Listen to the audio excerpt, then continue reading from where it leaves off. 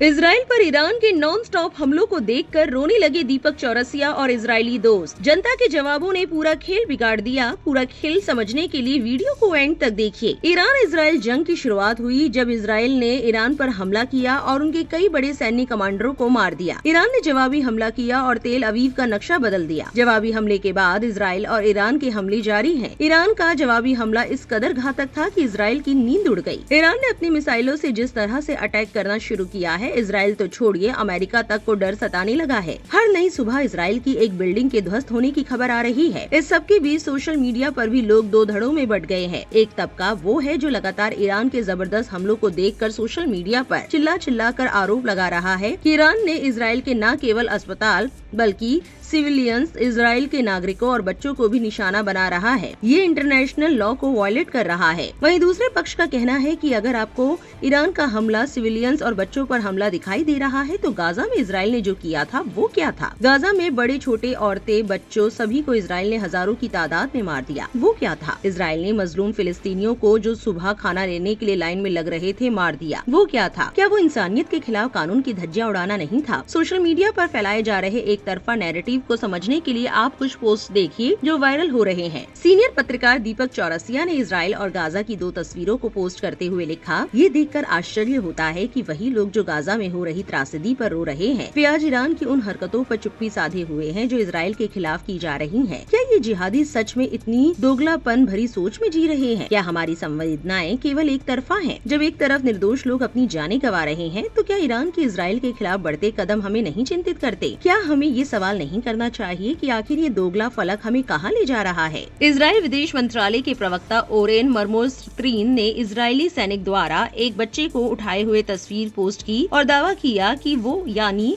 Iran अब हमारे बच्चों के पीछे जा रहा है। वरिष्ठ पत्रकार राजदीप सरदेसाई ने अपने पोस्ट में लिखा, देर रात का विचार। जब ईरान इजराइल के अस्पताल पर हमला करता है तो इसे युद्ध अपराध कहा जाता है, लेकिन जब इजराइल गाजा के अस्पताल पर हमला करता है तो इसे जायज ठहराया जाता है, क्योंकि वहाँ आतंकवादी छिपे होने का दावा किया जाता है। चाहे इजराइल हो, गाजा हो या कल तेहरान, किसी भी अस्पताल पर हमला जो नागरिकों की मौत का कारण बनता है वो युद्ध अपराध है। बस। राजदीप सरदेसाई के इस पोस्ट पर आपत्ति जताते हुए भारत में इजराइल के राजदूत रियूवेन अजार ने कहा, तुम गलत हो। अंतर्राष्ट्रीय कानून के अनुसार जब कोई अस्पताल सैन्य कामों के लिए इस्तेमाल होता है तो वो अपनी सुरक्षा खो देता है। फिर भी इजराइल ने हमास आतंकवादियों के अस्पतालों में छिपने के बावजूद हमला करने से पहले नागरिकों को सुरक्षित निकालने की कोशिश की है। इजराइल अस्पतालों को सैन्य गतिविधियों के लिए इस्तेमाल नहीं करता, इसलिए उन पर हमला करना युद्ध अपराध है। भारत में इजराइल के राजदूत रियूवेन अजार के आपत्ति जताने वाले पोस्ट का जवाब देते हुए राजदीप सरदेसाई ने कहा, सर, गाजा में मासूम नागरिकों खासकर बच्चों की इतनी बड़ी संख्या में हत्या को कुछ भी जायज नहीं ठहरा सकता। 7 अक्टूबर को जो हुआ वो आतंक का घिनौना काम था। इजराइल को हमास के खिलाफ जवाबी कार्रवाई का पूरा अधिकार है। हमास द्वारा बंधकों को रखना भी गलत है,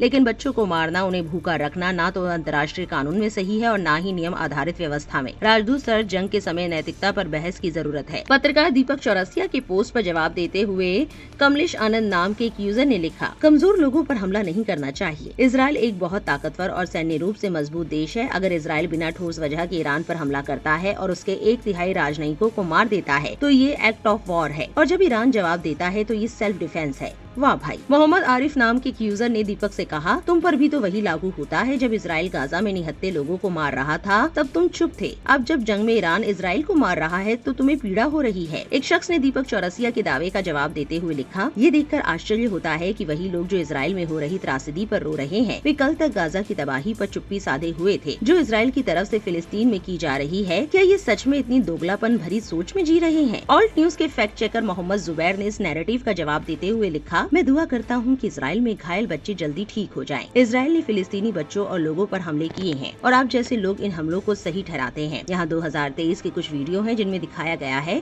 कि इजराइल ने फिलिस्तीन में हजारों बच्चों को मारा। करिश्मा अजीज नाम की एक एक्स यूजर ने इस पर लिखा, मैं दुआ करती हूँ कि इजराइल में घायल बच्चे जल्दी ठीक हो जाएं। इजराइल फिलिस्तीन के बच्चों को मार रहा है और आप जैसे लोग उसे सही साबित करने में लगे हो। विक्टिम कार्ड मत खेलो, क्योंकि तुम मजलूम नहीं बल्कि जालिम देश हो। इजराइल पर ईरान के जवाबी हमलों के बाद सोशल मीडिया पर फैलाए जा रहे इस नैरेटिव पर आपकी क्या राय है, कमेंट में लिखकर जरूर बताएं और इस वीडियो को ज्यादा से ज्यादा शेयर करें।